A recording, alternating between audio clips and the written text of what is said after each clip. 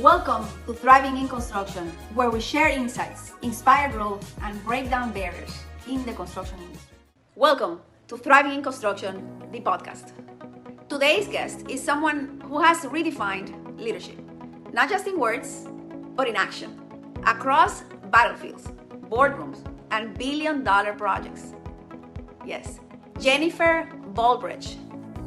She started her career in the U.S. Marine Corps, not behind a desk, but in the skies, serving as a helicopter crew chief and door gunner.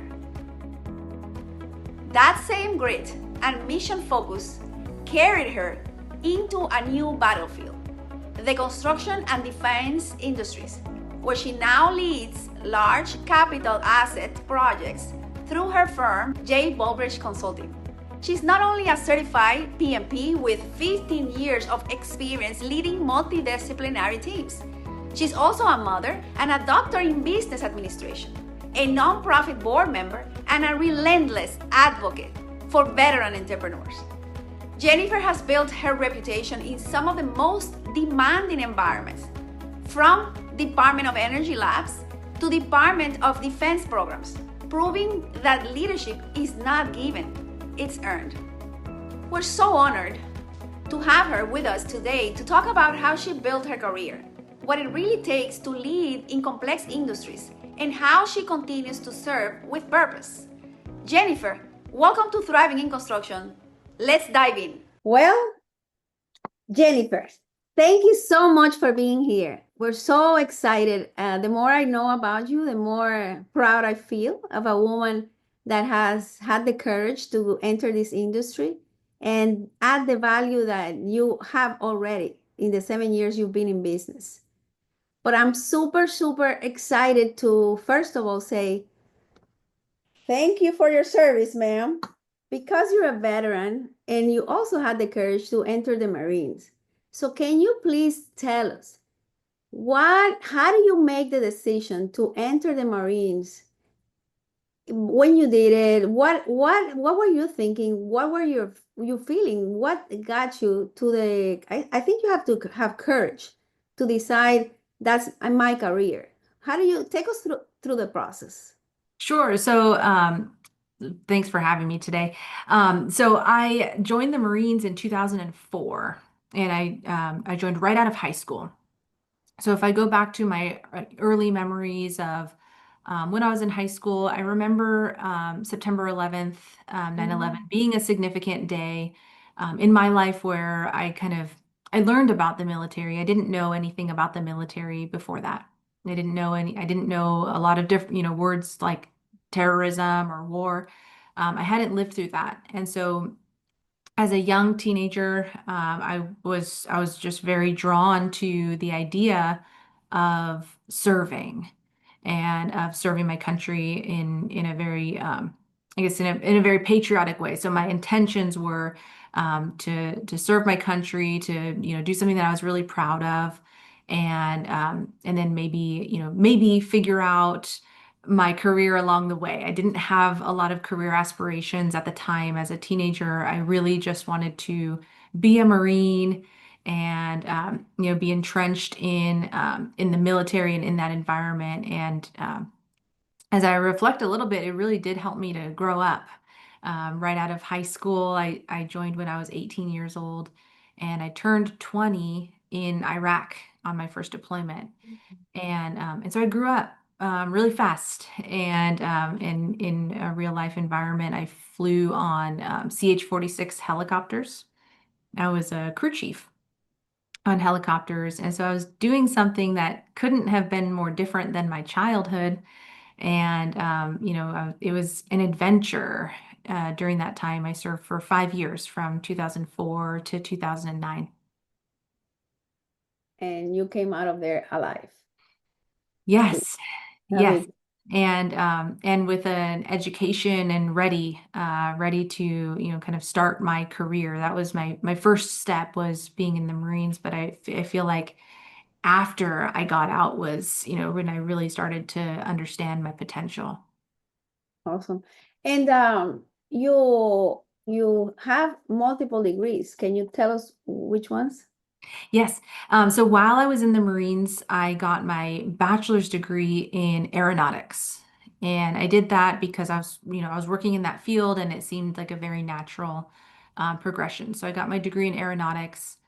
After I got out of the Marines, I went and worked for a defense company. I was working in the aerospace industry, aerospace and defense industry.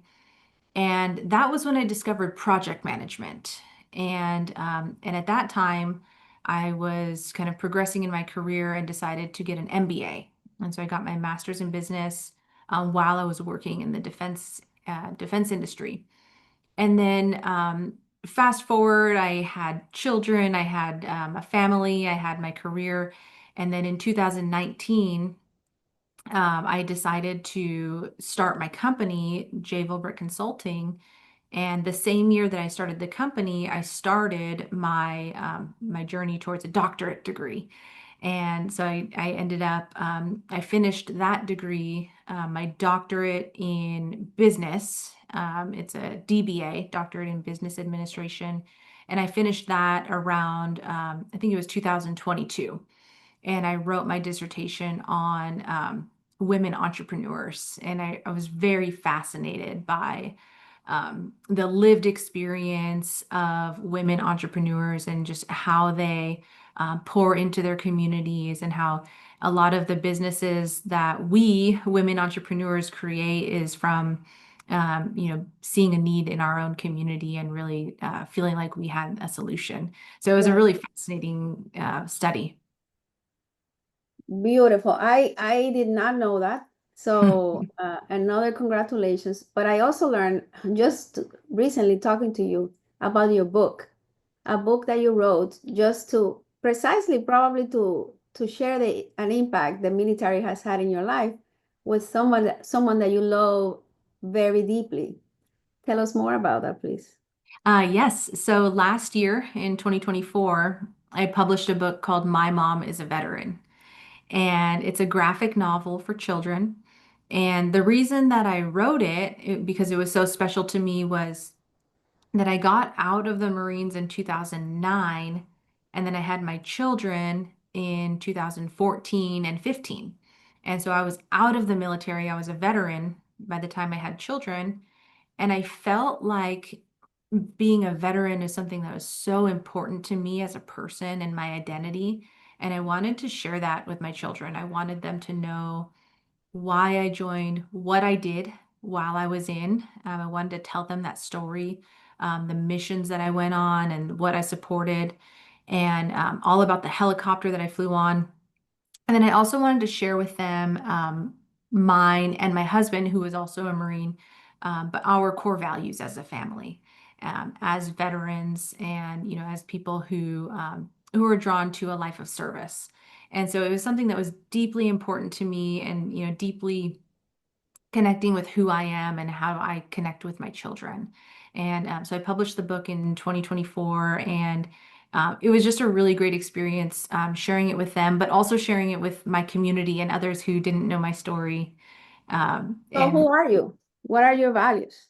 what are my values? So Your my core values, values. yeah, I think I'm strongly drawn to service and connection, storytelling, connecting with other humans and other people. I really like to have those kind of like one-on-one connections, and really, um, I guess, having shared experiences with others. Yeah, connection is so important. Yeah. And I think that I'm very passionate about it too. Many times we have interactions with humans, but we don't really connect to the Hmm. to the soul with their soul. Hmm. So tell me about leadership. You're in the military, or you were in the military. I'm sure you know so much about leadership. Tell me a moment where I'm not sure what's the process that you take. First, we can find out what's the process you take to make decisions. And the other question I have around that is, have you ever had a moment where these are the rules, this is what I am supposed to do, but I connected with my values, my intuition, and you were either pulled or you were able to make a different decision? So my leadership style, when you think of the military, you might automatically think of something that's, very authoritarian or transactional.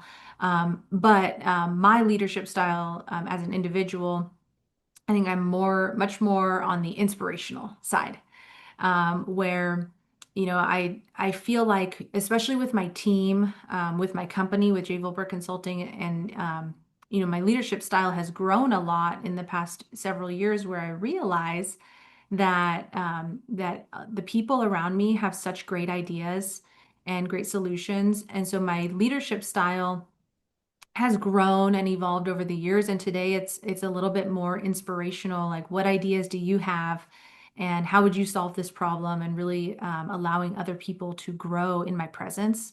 I really enjoy that style of leadership. I use it on my children as well, where maybe my way is not the right way, coming to realize that more and more, and then asking the children, and then my team members, like, what ideas do you have, and what could have gone better, and really kind of asking earnest questions and trying to pull out the vision of others. So I kind of rely on that within my leadership style.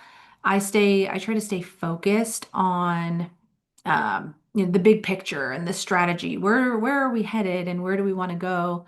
And are we headed in that direction? And if we are headed in that direction, then that's a good thing. We're kind of following the path, but realizing more and more that I don't have all the answers, and that if I rely on others, that there's a lot of great ideas out there.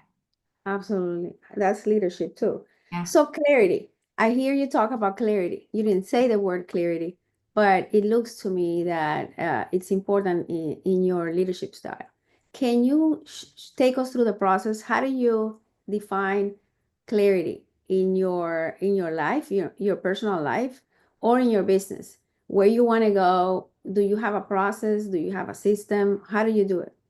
Sure. So first, in my business, I did that by defining what our core values are, and it's quality, respect, and safety and integrity, and then defining those. What does it mean to have respect, and how do we demonstrate as a team? How do we respect? How do we show respect for each other and for our clients and for our team members? And so when I meet with my team, we always take a core value, just one at a time, and we talk about what does it look like to have respect, or what does it look like to have safety, physical and psychological safety in the workplace, and what does it mean to deliver quality to our clients and to each other, and to make sure that we can rely on each other to deliver high quality deliverables and high quality services. So really connecting those core values with who we are, and making sure that we know how we plug in as individuals into that big picture, I think is very important for myself and for each of my team members And your culture. in our culture. Yes. Yeah, your culture is powerful. I'm glad you without it. How many employees do you have? About 20. Nice. Yeah. And so the culture, is it something that is lived in the sense that other people can sense it, they can feel it, and your clients, they can tell this person belongs to this organization, and whereas in some other place they behave differently. Is that something that clear? What I feel like is clear is that we deliver a certain level of service, where we kind of go above and beyond, and make sure that we create those connections with our clients, and that they, we feel like we have a strong relationship with them, where we can tell them the hard things, we can tell them the bad news as much as the good news, and that we feel like we have the trust with each other that establishes those long relationships, right? Those follow-on projects, or even the expanding our network and being introduced to others. And so when you select your clients, what's the process that you follow to make? I'm a firm believer that it's important to know how to select your employees correctly, right? To make sure that they are successful in your culture. Mhm. And I think the client has an incredible role in the success of your company, right? And also the success of your employees. So Mhm. is there a process that you follow to select your clients and say yes to this, no to this one? Yes, absolutely. So in the early days of my company, I definitely fell into the, I'll take anybody, anyone who will pay, I will work for you. I fell into that category, and then I learned very quickly there's that, um, just the concept that 80% of your problems come from 20% of your clients. And when I started to realize that I had some clients who were not a cultural fit for different reasons. Maybe they were extremely demanding, or I had one client who, they just needed so much attention, and then it was never good enough. And when I took a step back, I said, well, maybe this client isn't a good fit for our culture. And that's a hard thing to do as a business owner, is offboarding a client because they're not a good fit. But I Yep. did, and I think my company was 2 years old, and I wrote a nice letter to the project manager asking to be released from the contract and explaining why. And I left, without burning a bridge. We didn't, there were no hard feelings. It just wasn't a good fit. Today, when I select my clients, there's something that is really important to me, and it's the institution or the project that we're working on. Um, how is it making the world a better place? And how do we fit in? So things like national security, things like advancing science and advancing technology. Those are things that are very important to me and to my core values. And if the project fits that very specific criteria, then we'll work together. And then the client, the individual client, do we have a connection? Are they, willing to kind of get to know us, and vice versa, allow us to get to know them? And, can we create a lasting relationship? So those are things that we look for today. Now that we've been in business for 7 years and have had experiences on both sides of the coin, having those clients that are a good fit are they just roll right into our culture, and it's very natural. Yeah. And you started by yourself, right? You started one person, it was only you, and you have grown to 20 people. Now you're in the Inc. 5,000.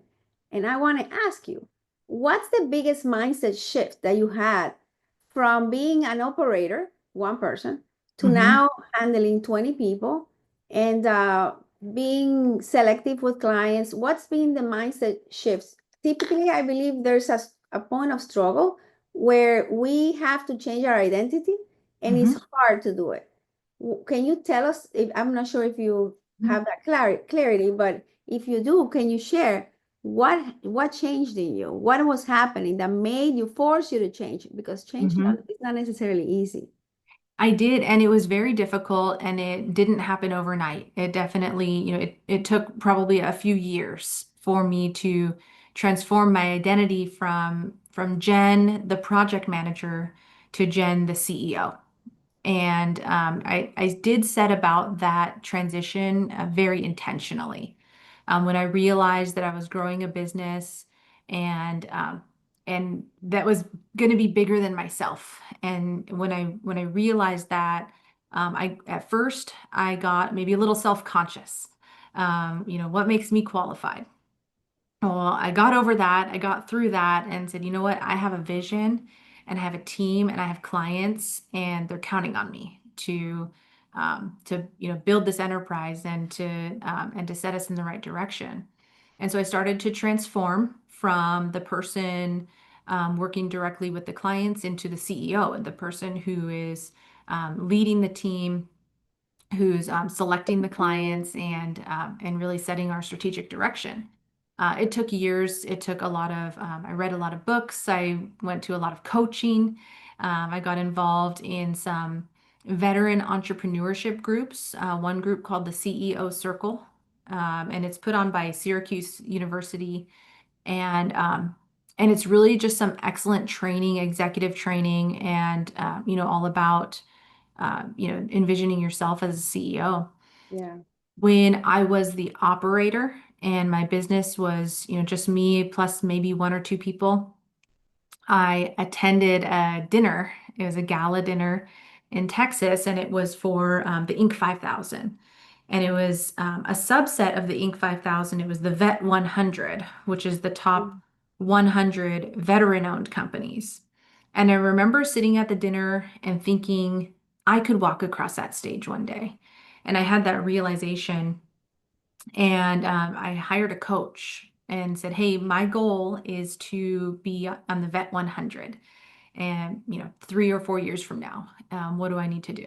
And so we set a plan, and we set a plan in motion. And it was this year, actually, in 2025, when not only did I make the Inc. 5000 list, but I was also number 39 on the Vet 100, and Wow. walked across that stage. And that was a moment, that was a full circle moment, where I realized that I can dream big, and that I can make those things happen. So what, congratulations. Thank What, you. congratulations for being intentional and taking the steps to hire somebody. A coach is so important. Sometimes we don't give value to that. And what was when you're in the strategy that you guys put in place? What do you think was the biggest differentiator that allowed this to happen? Because obviously you're a smart woman. You have a lot of training in all kinds of different industries, and you have a lot of education, high level of education. So what is the value that this coach gave you that without this coach you couldn't have had before? So one of the biggest things that stands out to me was the ability to fail, to try and fail and try again, and to not be discouraged. And so every time I would fail, he would just kind of shrug and be like, "Okay, well, let's try again," and like it was no big deal. And but to me, it was like, oh no, I put myself out there, and now I'm embarrassed, and I now have to try. I can't try again because it was so hard to do. And he's like, okay, well, let's just try again. And having that mindset of trying things, and sometimes they're very successful and sometimes they're not, and just shaking it off, and just knowing that there is an end goal, and that goal was very concrete, the Vet 100, and being able to kind of get through the weeds because there was a bigger picture at the end. And what was that thing that you tried that you failed, if you may share? Hmm. I say that because I've gone through the same. I think Hmm. what keeps us stuck many times, including myself, it's that fear of failure. And Yes. and it's just in the head, right? You're afraid to fail. Maybe you were criticized when you were little. Maybe you were held to a really high standard, Hmm. and your parents are not around, but you have this program that it Hmm. has to be perfection. So you look for things until you don't feel you're in a perfect setup, or everything will be perfect many times, and we don't take the step. And you Hmm. don't know until you take the first step. And so in the moment that is in your head, we're not making any progress. So the journey is the one that defines the path, Hmm. and the path to success. So what is that? What really was where were you stuck? Really stuck, if you can give an Yeah. example. Yeah, I mean, in the early days of the business, I was really stuck with, myself being everything, wearing too many hats. I was the person facing the clients, I was the person sending the invoices and writing all of the proposals, and I felt like I needed administrative help. And so I would hire an administrative assistant, and I would train that person and spend all the time sitting next to them and training them, doing, pouring into them. And then they would leave, they would quit. Or I would try again, and I would hire somebody and they would be working out really great, but then I would lose a contract and now I can't afford this person anymore. So I would have to let them go. And then I tried probably 4 or 5 times to have an administrative assistant, and someone who would stay with me and grow with me and catch my vision. And I kept failing for different reasons. And that mentality of, well, let's try again, helped me to kind of turn that model on its side a little bit. And instead of hiring an administrative assistant, I hired a business operations manager and gave them, those duties. Okay, you're in charge of all of the business management, and I'm in charge of, so setting those very clear lines of who was in charge of what and why that was important. And then, finally I was able to get past that milestone of, getting myself out of all of the paperwork side of things, and to be able to create a system that was scalable and that was, beyond myself. Systems, right? That's where System. the money is. Yes. Yeah, it takes time. Or did you do that yourself, or did you get the business manager that you hired to set up those processes for you? Yes, the business manager. So I would share my vision and say, okay, I want, this is what I want all of my projects to be in one place, and I want to be able to look at, our the project health from, all of these different aspects, financial, resources, the client, the location. I want to be able to look at my whole business, my whole portfolio, and I want to be able to know what my risks are, what we're doing well. And so then he started to set up, okay, here's our tracker, then build a dashboard, and then set the parameters of each of the projects, and being able to continue to build that out over a long period of time, where I didn't need it overnight. I just needed, someone who caught my vision and was able to continue to iterate on it. It's been just a real game changer for my growth into the CEO role, and then also our growth as a company. Yeah, I totally agree with you. And when you say dashboard, in the dashboard, and you say, what you use the project health portfolio of your portfolio, Mhm. what three drivers you believe are the most important ones? Which ones do you think are the ones when the business is doing well, towards you're going towards the vision in the way you understand is good? What's happening that should be happening? And when it's not, two questions. What is happening that shouldn't have happened? Mhm.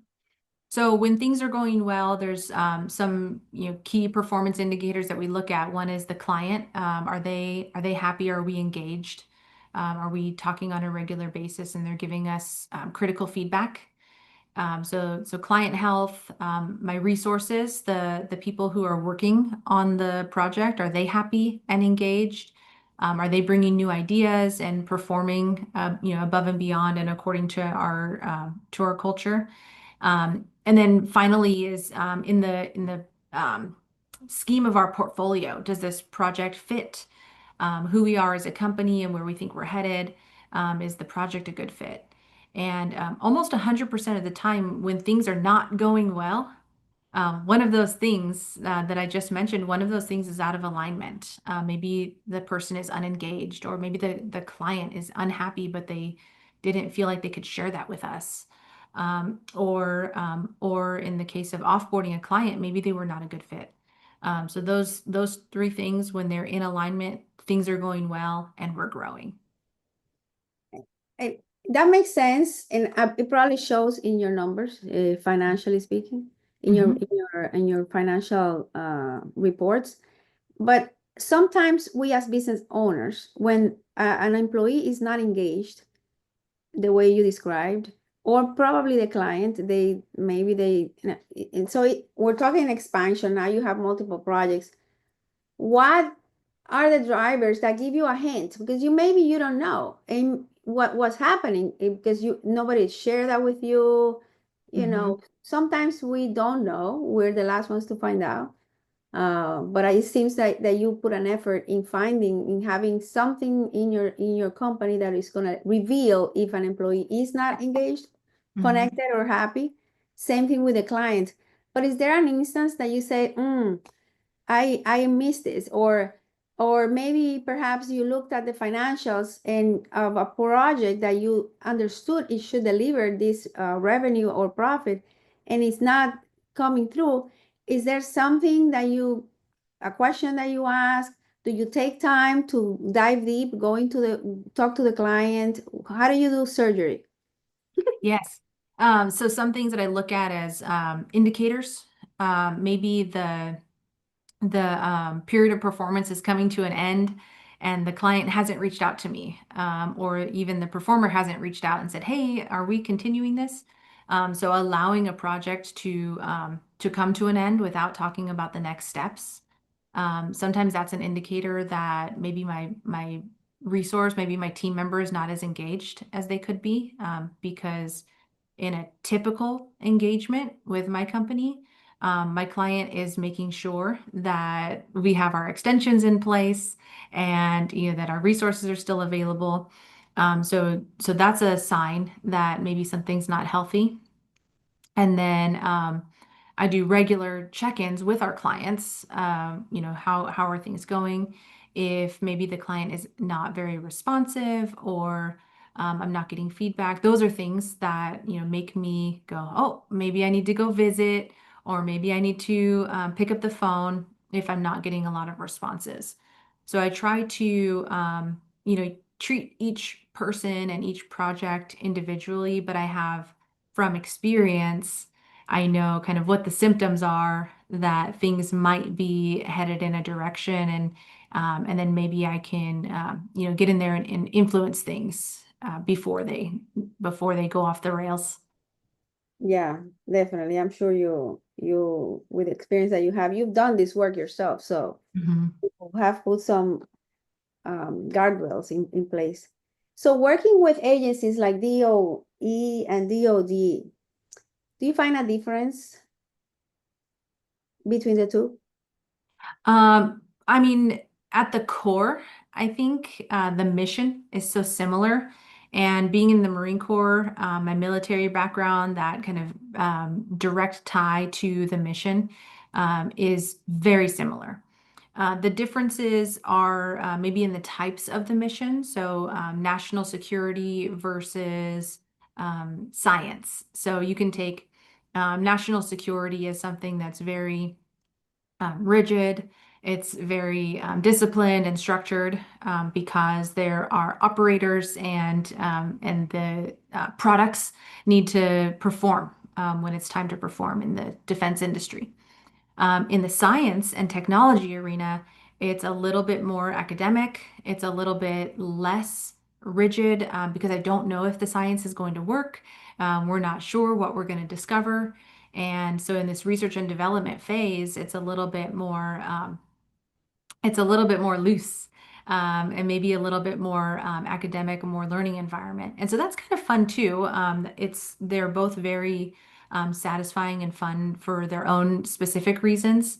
But there are some key differences in the cultures of those different, just working with those different teams.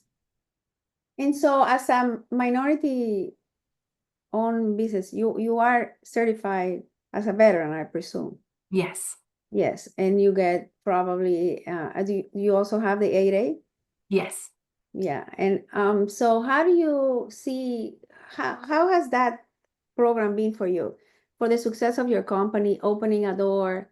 And I know, the certification does not guarantee the success that you have, or even guarantee any work, but it could also, open a door, especially when you have the preparation that you had before knocking on a door. It just it opens a door, let's say. How has that been for you, that program? And would you like to see it continue? Do you think it's favorable to the small business community? So for all of my small business certifications that I have, um, I joke sometimes that when I got the certification, I sat back and waited for contracts to rain from the sky. Never once have I ever received a contract because I had those certifications. No. 100% of the time, it's because I was prepared and had a pitch and had a compelling proposal and made the connection. So it's all still very much about leading with your value and not leading with those certifications. So, Right. so I'll start by saying that the certifications have been a plus. It does help when I was invited to be in the mentor protege program with a larger business who said, "Hey, we want to mentor you and help you to grow your company." And in the mentor protege, I grew over the past 3 years. We've grown the company from 3 people to 20 people. So that relationship has proven to be extremely successful.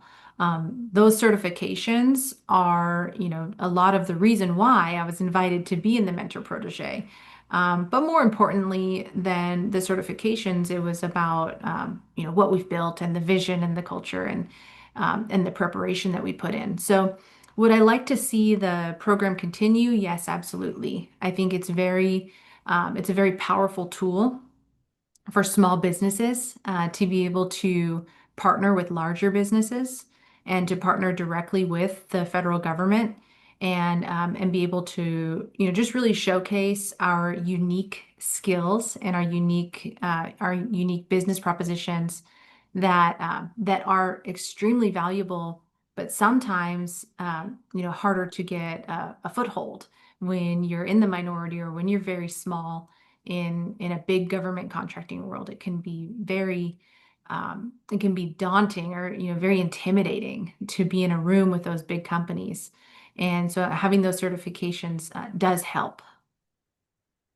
So tell us about a project I that totally challenged you. Like maybe if it did, ripped you apart, like oh my gosh, I don't know how am I going to get out of there. It's a bad experience, a bad client, a bad project, and you got in trouble. Maybe not because of your own doing, but it just you were stuck and Mhm. it transformed you. How do you do it? What do you learn? Because many times when we go through this, it's growth. What is next? So how do you navigate it through a big challenge that you can remember if you think about your journey? Biggest challenge that transformed you. Yeah, in the early days of owning the company, I had a client who um, culturally wasn't a great fit. They were extremely demanding. They were demanding most of my time, and I had other clients that were, much more easygoing. But as a small business owner, this client was probably, I think, was my second largest invoice every month. And so I was extremely torn by do I want this revenue and the stress, or can I let it go and can I still continue to function? I went through that experience for probably a year. I worked with my coach. I told him all the reasons why I hated my client and how horrible they were and how I would cry at night after I was done working with them. We tried different things. I tried to hire, so they had me working directly with the client at that time. So I tried to hire somebody to work for them instead of me. So to kind of put a layer in between us. That person quit. So then I guess I felt justified, like, oh no, this person really is horrible. It's not just me. But I still had that revenue that I so desperately wanted because I wanted to hit certain numbers. So I was torn for a long time, for about a year. Then this client stopped paying their invoices. So my largest invoice now is 90 days past due, and I'm a small disadvantaged business. I can't even afford that. So now I'm having cash flow issues on top of all the stress. Mm. And so, it became crystal clear that I needed to offboard this client, but that I also needed to get paid. I sent letters to all of my local politicians. I sent letters to every member of the board of that government agency, and we got ourselves paid and we got ourselves offboarded. But it was after probably a year of stress and pain and me kind of realizing through firsthand experience that that wasn't the life that I wanted when I started the business. That I really, when I reflect on who my ideal client is, it wasn't that scenario. Yeah, yeah, definitely not your ideal client, one that doesn't pay. Cash flow is so crucial. Yeah. But I'm glad you were able to figure it out. And so um, when you decide now, because I want to talk about this exciting project that you have coming on, and I know you're a businesswoman, but now you decided to open a bookstore in your area. Mhm. I find that fascinating. I find that fascinating because you see yourself as multifaceted, and that I'm not only a business owner of a construction consulting company, but I'm also a mother, I'm a wife, I'm a friend, I'm a daughter, and now I have a bookstore. I really believe that about us women, we have an ability to wear multiple hats, and I think I believe that we want to do all of them really well.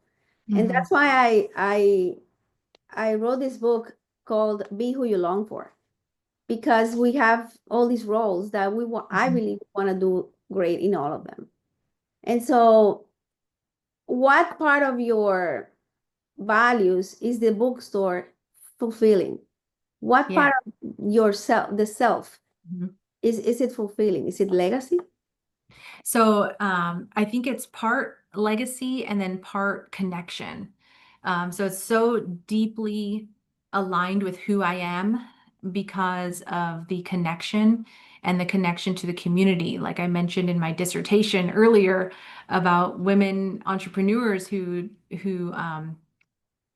they want to connect with their communities and give back to their communities. And so in opening the bookstore, it's not only stretching me as a leader because I have the construction consulting business as well, and that is my full-time Focus. interest. So having the bookstore is deeply aligned with who I am, but stretches me as a leader because um, I have to trust my team. So I had to build a team and be extremely selective about who was working in the bookstore, and then making sure that we establish a relationship, they know who I am, and vice versa, and that they can see forth this vision of putting in this bookstore into our small community and making sure that it fits perfectly like a puzzle piece. And so it's been such a rewarding experience. I feel like it came at the exact right time in my leadership journey where I feel mature enough to let things go, mature enough to let the team make really great decisions and have really great creative freedom. We've been open for a week now, and I feel like leading up to the bookstore, I started to get nervous. I started to get a little bit stressed, but as soon as we opened our doors, I felt extreme relief and thought, this is exactly who I am and exactly where I'm supposed to be. So, and who's the ideal client of the bookstore? um, is the people who live in our community. It's the school teachers and the stay-at-home moms and the working moms and the dads and the police department and the fire department. So our whole community, there's something for everybody in here. The children. So we have a whole section for the kids, and that's what I'm finding is that families come in and every kid gets a book, and then every member of the family picks out a book. And so I'm just really excited to learn about what people are reading, what stories are they talking about, what's fascinating, and what really gets them excited. Wow, it's very inspiring, and I connect with you a lot in many ways. So I'm very grateful that you're here. But what's next? Because I know you're not gonna stop growing, and there's gonna be more in your life. So what's next in the next 5, 10 years? What are you building yourself towards? What's the goal that you have deep down that perhaps you're building the steps to get there, but you might not be ready for one reason or another? Yeah. So what's next for me as an entrepreneur is continuing to grow the business. I'm continuing to work in the mentor protege.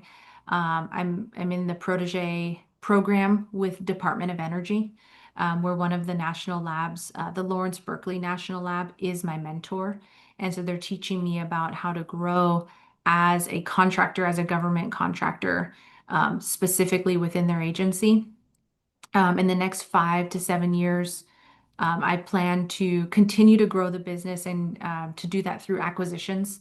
And so I plan to start buying other companies and then bringing them into our ecosystem and adding to our capabilities. So where today we're doing construction services, I eventually want to grow into a full-scale design build partner with our clients where we can dream up projects and we can deliver them turnkey. That sounds like we're both in the same line of business too, because Mhm.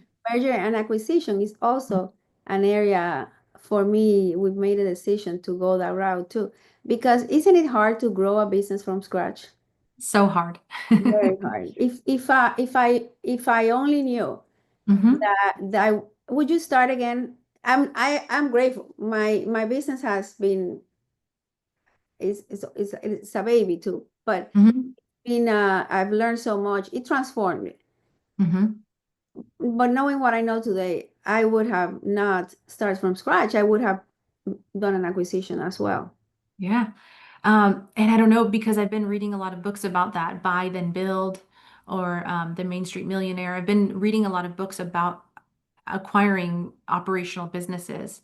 And I guess if I would have known that 6, 7 years ago, when I started this business, I might have started that way as well as an acquisition. And then out of the other side of my mouth, I'll say that over the past 7 years, I've grown so much as an individual, as a person, and I really am a hands-on person. So learning by making every mistake in the book, I think has maybe, been a longer path to get to where I am today, where I feel like I'm ready for an acquisition. Um, so I guess on that note, I feel like it's happening at the right time, and I'm glad that I know what I know now. Yeah, the journey that we have is the journey that we have. Yeah. But then we can continue. We build on top of that. Hmm. So yeah, I wouldn't change my life either. Let me tell you. Of course, there's going to be challenges in an acquisition. That's another Hmm. journey, right? Yeah. And I'm pretty sure we're going to be successful, and you're going to be successful. And I'm very grateful for you. I celebrate your service to this country, your heart. I celebrate how much you care about other people, that your inspiration is seeing other people grow, the impact that you can make in their lives. It's been in that like that since you are a teenager. I don't know about when you were little. Maybe you were selling lemonades too. But I am very honored to see a woman like you, and there's so many. I know that you're gonna be even more successful. So thank you so much for being here in this podcast. Hopefully, I can meet you in person. I'm very honored that we were in the Latinas in Constructions book as well. And Yes. so, God bless you. May you be blessed. May you be abundantly blessed. Thank you. Thank you so much. And thank you for highlighting my story and your story and others like us. What a great platform. I'm so grateful that something like that exists. So thank you for the invitation. Thank you. I hope to see you in Miami. All right. Well, actually, I'm going to invite you to our launch for our book, Beyond the Blueprints. This Please is the do. this is Yes. the this is the one in Spanish, Más Mhm. allá de los planos. And the reason why I created this book is because, whether I'm an engineer or whether I've been doing this for 18 years and my business and in the business of construction for over 35 years, a lot of people think construction is just the blueprints and go, Mhm. let's go build. Yeah. But in reality, knowing how to build is part of the process and the success. But there's the interaction with people, connection, like connecting with people can help you solve a problem.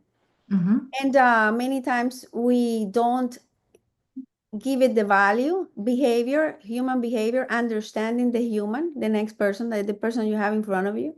It's not only the transaction.